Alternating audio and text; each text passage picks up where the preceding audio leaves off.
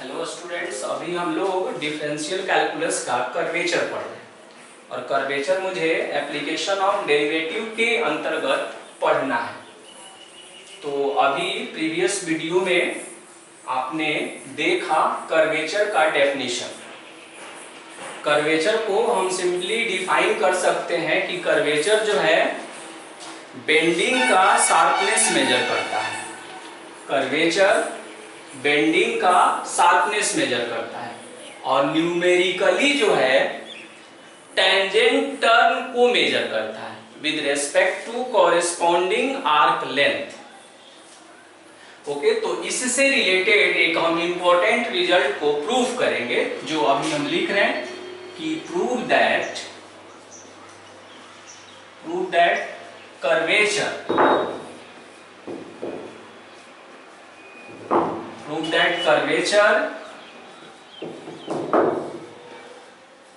in a circle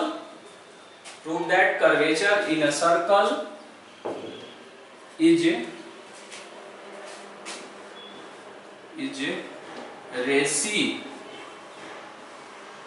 reciprocal. इसी reciprocal को हम इनवर्सली प्रोपोर्शनल भी कहते हैं, रेसिप्रोकल ऑफ द रेडियस। ये बहुत ही इंपॉर्टेंट कॉन्सेप्ट है और इसी कॉन्सेप्ट से हम लोग कर्वेचर चैप्टर को पढ़ते हैं, यहीं से हम लोग इनिशिएट करते हैं। ओके, तो मैंने इसके लिए क्या किया कि एक सर्कल लिया, ऐसे एक सर्कल हमने सिलेक्ट किया। आप अच्छे से सर्कल बनाएंगे। इसका सेंटर C है, सेंटर क्या है? C है। और P और Q जो है दो पॉइंट है, कहां पर? सर्कल पर। ओके, तो क्या क्या हमारे पास इंफॉर्मेशन है? लेफ्ट C क्या बता रहा है? C बता रहा है centre of the circle, centre of the circle. P क्या बता रहा है कि a point on the circle, a point on the circle. और Q क्या बता रहा है कि a point very very close to, a point very close to P on the circle. यानी P और Q जो है वो वेरी क्लोज है, ऐसा हम एज्यूम कर रहे हैं। हमने फिगर को नीट एंड क्लीन बनाने के लिए P और Q के बीच में डिस्टेंस दिखाया है, बट हमेशा याद रखेंगे कि P और Q जो है वो वेरी क्लोज है। साई जो देख रहे हैं वो क्या बता रहा है? Sai inclination of the tangent बता रहा है एट P। फिर साई प्लस डेल साई क्या बता रहा है? Inclination of the tangent with x axis at Q। और C क्या है? सेंटर है उसका। ओके, तो उस आधार पर अब इन सारी चीजों को हम डिक्टेट भी कर सकते हैं, नहीं भी कर सकते हैं, क्योंकि प्रीवियस में जो हमने समझा था उसमें सारी चीजों को हम लोगों ने देखा था। तो इसमें कुछ और हम लेट कर लेते हैं कि मेजरमेंट ऑफ आर्क PQ, ये डेल S है। मेजरमेंट ऑफ आर्क PQ जो है वो कितना है? Del S। तो हमने इसको डेल S एज्यूम कर लिया। P और Q वेरी क्लोज है। अब यहां पर जो एंगल बनेगा, यहां पर सेंटर पर जो एंगल बनेगा, अब हमको ये देखना है कि सेंटर पर जो एंगल बनेगा वो कितना होगा। फिर यहाँ पर एक और मेंशन हम कर देते हैं कि डेल साई क्या बता रहा है? तो डेल साई टेंजेंट टर्न्स को बताता है, मतलब कि टेंजेंट जो है चेंज हुआ तो कितने डिग्री के एंगल से चेंज हुआ उसको ये इंडिकेट करता है। ओके, तो आप देखिए, अगर ये साई प्लस डेल साई है तो आप सोचिए कि ये जो एंगल आप देख रहे हैं, ये एंगल डेल साई होगा क्या? क्यों? क्योंकि किसी भी ट्रायंगल में जो एक्सटर्नल एंगल होता है वो सम ऑफ को इंटीरियर एंगल के इक्वल होता है, तो वो डेल साई हो गया। जब ये एंगल डेल साई हो जाएगा, ये वाला एंगल, तो ये वाला एंगल को आप इमेजिन करिए, ये वाला एंगल कितना होगा, जिसका नाम है PTQ। ओके, तो आप बताइए इसमें कि PTQ कितना होगा। देयरफॉर एंगल PTQ, ऐसा लग रहा है क्या कि वो लीनियर पेयर बता रहा है, तो ये अगर डेल साई है तो उस एंगल को जब हम मेजर करेंगे तो ये हो जाएगा 180 डिग्री और माइनस में डेल साई हो जाएगा। ओके, अब आप देखिए P, C, Q और T एक क्वाड्रिलेटरल है। इन क्वाड्रिलेटरल एक चतुर्भुज है PCQT, PCQT। तो PCQT में देखेंगे कि जब ये क्वाड्रिलेटरल है तो क्वाड्रिलेटरल के 4 एंगल्स का सम कितना होगा, 180 होगा। तो देखिए ये टेंजेंट है, P पर टेंजेंट हमने बनाया है और सर्कल के सेंटर से इसको ज्वाइन किया है। तो सर्कल का जो सेंटर होता है वो पॉइंट ऑफ कांटेक्ट को जब ज्वाइन करता है तो वो टेंजेंट पर परपेंडिकुलर होता है। इट मींस ये कि जो P पर एंगल बनेगा विद टेंजेंट एंड रेडियस वो 90 डिग्री होगा। तो 90 डिग्री हो गया प्लस, किस एंगल को खोज रहे हैं, हम खोज रहे हैं PCQ प्लस, फिर वहां Q पर भी देखेंगे तो वहां भी 90 डिग्री का एंगल फॉर्मेशन होगा। और फिर अब यहां देखते हैं PTQ, अगर सभी एंगल को ऐड कर दें तो कितना हो जाएगा, 360 डिग्री हो जाएगा। अब मुझे निकालना है PCQ और प्लस में हो जाएगा PTQ, ये हो जाएगा 360 और 90 ऐड करके 180 को माइनस कर दिए लाकर। We have to find PCQ, PTQ। तो PTQ को हम लोग ऑलरेडी कैलकुलेट कर चुके हैं, 180 और माइनस में कितना है, डेल साई है, और ये कितना हो जाएगा, 180 हो जाएगा। 180 से 180 माइनस कर देंगे और फाइनली देखिएगा कि एंगल PCQ जो है ये कितना हो गया, डेल साई हो गया। यानी सेंटर पर जो एंगल बना वो किसके इक्वल हो गया, डेल साई के इक्वल हो गया। मुझे इसमें प्रूफ करना है कि जो सर्कल में कर्वेचर होता है वो रेडियस का रेसिप्रोकल होता है, यानी कर्वेचर और रेडियस एक दूसरे के इनवर्सली प्रोपोर्शनल होता है, ऐसा मुझे प्रूफ करना है। अब हम इस ट्रायंगल में आएंगे, जैसे आपने एक फॉर्मूला पढ़ा, theta is equal to, if theta be in radian then theta is equal to L/R। Theta क्या बताता है, सेंट्रल एंगल बताता है।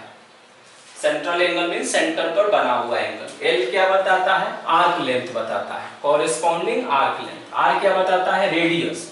उसके रिस्पेक्ट में अगर हम यहाँ यूज करें तो आप बताइए क्या होगा।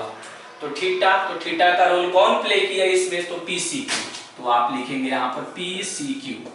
ये ट्रिग्नोमेट्री में ये फॉर्मूले को प्रूफ करना था।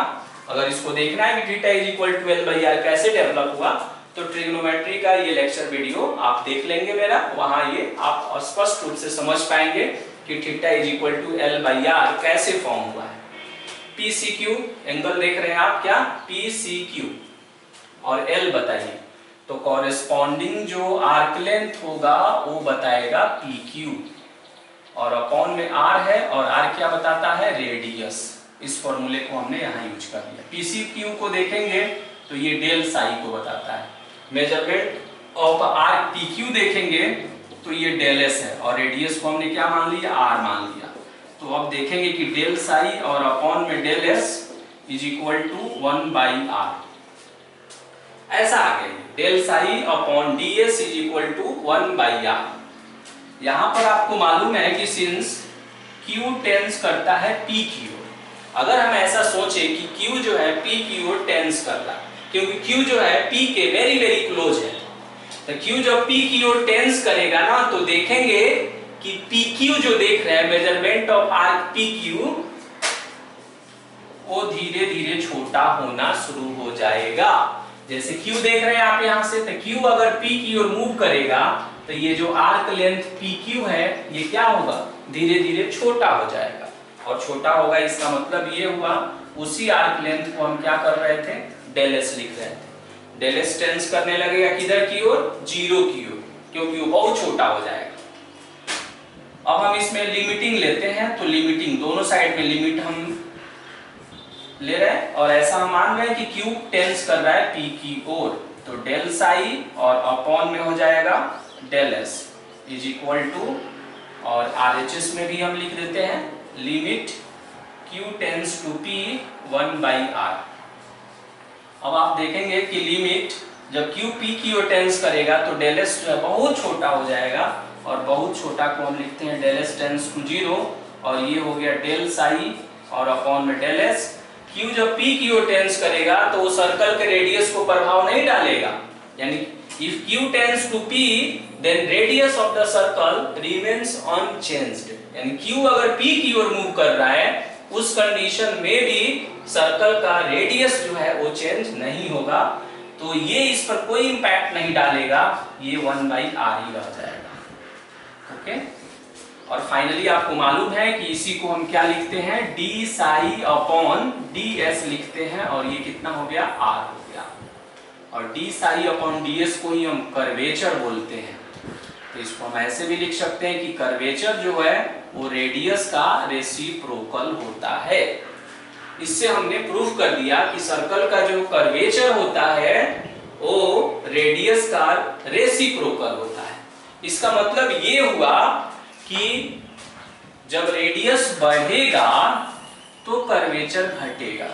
ये बहुत ही इंपॉर्टेंट कॉन्सेप्ट है, बहुत सारे कॉम्पिटिटिव एग्जाम में पूछा हुआ है कि जैसे जैसे रेडियस इंक्रीज करता है वैसे वैसे कर्वेचर जो है डिक्रीज करता है, और जैसे जैसे रेडियस डिक्रीज करेगा कर्वेचर इंक्रीज करेगा। ओके, यानी कर्वेचर और रेडियस में जो कनेक्शन होता है उसको हम ऐसे भी रिमार्क में लिख सकते हैं। कर्वेचर को हमने के लिखा, रेडियस को आर लिखा, तो देखेंगे कि कर्वेचर अगर इंक्रीज कर रहा है तो रेडियस जो है डिक्रीज कर रहा है। फिर हमने एक और बनाया कि अगर कर्वेचर डिक्रीज कर रहा है तो रेडियस इंक्रीज कर रहा है, ये कनेक्शन होता है, और यही कनेक्शन रेसिप्रोकल कहलाता है, या इनवर्सली प्रोपोर्शनल भी आप लैंग्वेज देखते होंगे, यूज होता है इसके लिए। ओके, तो फाइनली हमने ये प्रूफ कर दिया कि सर्कल में जो कर्वेचर होता है वो रेडियस का रेसिप्रोकल होता है, यानी दोनों एक दूसरे के अपोजिट सिचुएशन क्रिएट करता है। रेडियस जब डिक्रीज करेगा तो कर्वेचर इंक्रीज करेगा, यानी जितना छोटा सर्कल आप सिलेक्ट करेंगे उतना ही बड़ा कर्वेचर होगा, और जितना बड़ा सर्कल सिलेक्ट करेंगे तो बड़ा सर्कल सिलेक्ट करेंगे तो बड़ा रेडियस होगा, लेकिन कर्वेचर छोटा होगा, क्योंकि रेडियस और कर्वेचर में रेसिप्रोकल का रिलेशन है, इनवर्सली प्रोपोर्शनल का रिलेशन है। तो अगर मुझे कर्वेचर को मूव करना है तो बिना इस बात को समझे हम नहीं मूवमेंट कर सकते हैं, और हमेशा हमको ये ध्यान रखना चाहिए कि कर्वेचर और रेडियस, और यही बाद में जाकर यही रेडियस जो है, इस रेडियस का नाम रेडियस ऑफ कर्वेचर हो जाता है। रेडियस यही है लेकिन इसका नाम हो जाएगा रेडियस ऑफ कर्वेचर।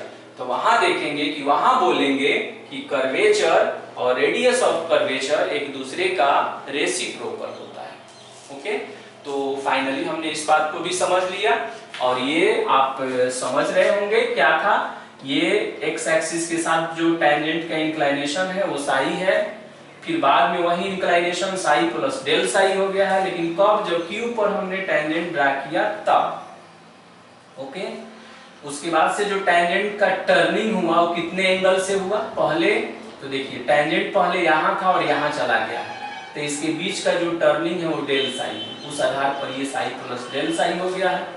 और फिर हमने इस एंगल को कैलकुलेट करके सी पी टी क्यू एक क्वाड्रिलेटरल बनाया हमने, देखिए पी सी क्यू टी एक क्वाड्रिलेटरल मींस चतुर्भुज, उसके चारों इंटरनल एंगल का सम 360 डिग्री होता है। उस आधार पर हमने देखा कि उसका जो सेंट्रल एंगल है वो सेंट्रल एंगल जो है डेल साई है, और theta is equal to L by R, जो फॉर्मूला आप देख रहे हैं ये ट्रिग्नोमेट्री में आप फर्स्ट वाला जो एक्सरसाइज है, फर्स्ट एक्सरसाइज जिसमें एंगल एंड दियर मेजरमेंट को रीड करना है, वहां से ये फॉर्मूला डेवलप हुआ है कि if theta be in radian, कि अगर थीटा रेडियन में हो then theta is equal to L by R होता है।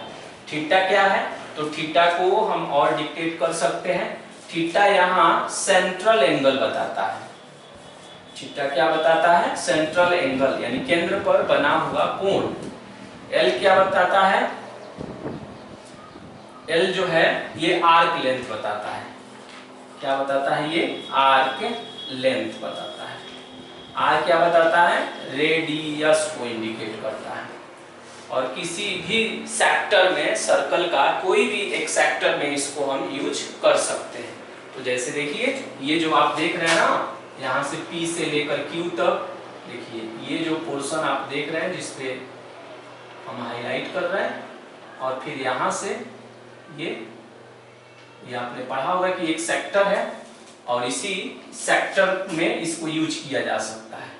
और ये जो एंगल है एक्चुअल में यहाँ पर है, ये टेंजेंट के बीच का एंगल है। ओके, तो फाइनली हमने प्रूव कर दिया कि कर्वेचर रेडियस का रेसिप्रोकल होता है।